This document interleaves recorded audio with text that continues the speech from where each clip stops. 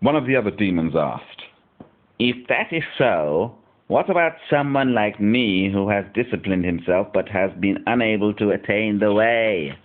The demon responded, "What do you mean you can't attain it? You could reach the goal just by studying the sages. How much more so with a trivial art like swordsmanship? Listen, swordsmanship is the discipline and training of the great vitality. So you begin this study by training the chi by means of technique. After your beginning studies, you still discipline your chi, but move away from technique.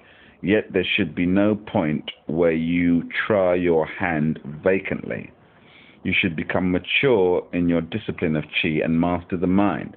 The rate at which you progress during this time will depend on the relative sharpness of your character. It is easy to know the mysterious function of the mind, but difficult to penetrate deep within yourself and act with complete freedom during change. Swordsmanship is the art used at the border between life and death. It is easy to throw away your life and proceed toward death, but it is difficult not to make life and death too.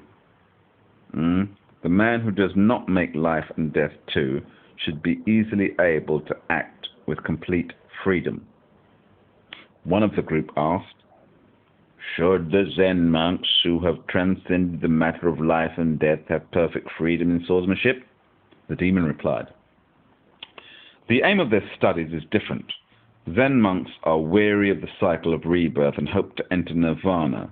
They plunge their minds into the jaws of death from the very beginning and extricate themselves from life and death.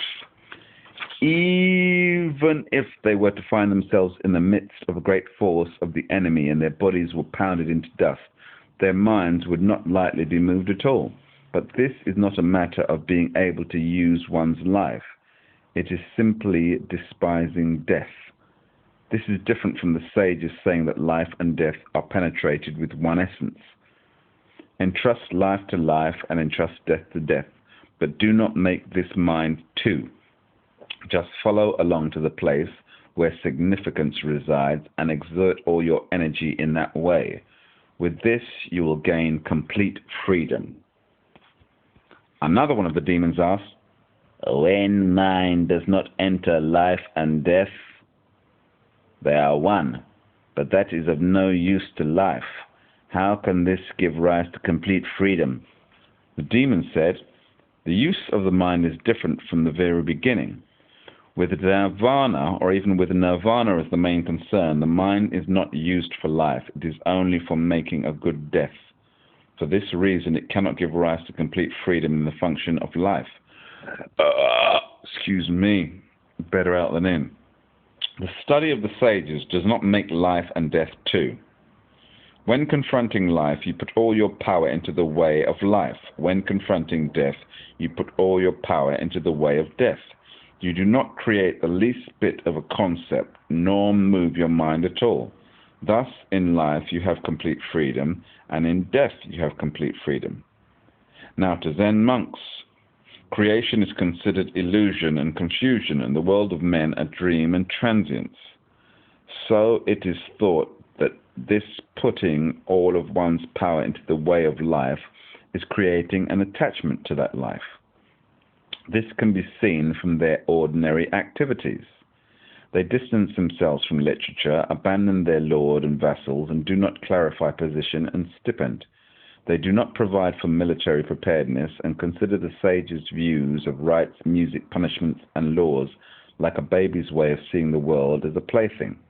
But how can there be mind in tossing aside the ordinary life and unused weapons? Simply, when they meet with death, they do not begrudge their lives. They think only that the entire world is a transformation of the mind. One of them asked, "What about the swordsmen of old who encountered Zen monks and were enlightened to the deepest meaning of their art?" The demon replied, "It is not that the Zen monks were passing on the deepest meaning of swordsmanship.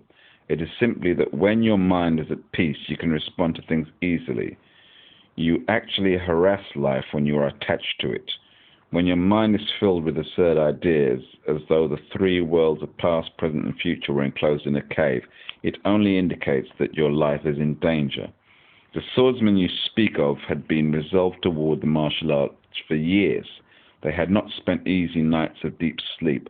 They had disciplined their chi, had done their very best with techniques, and had practiced in many matches.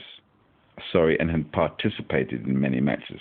Nevertheless, their minds had not been opened. They encountered their Zen priests after passing many years in deep chagrin, and had grasped the principles of life and death on their own. Upon hearing that all phenomena are but a reflection of the mind, their minds were suddenly open and their spirits settled. They let go of what they had depended on and gained total freedom of action. For such men, after many years of training their chi and testing their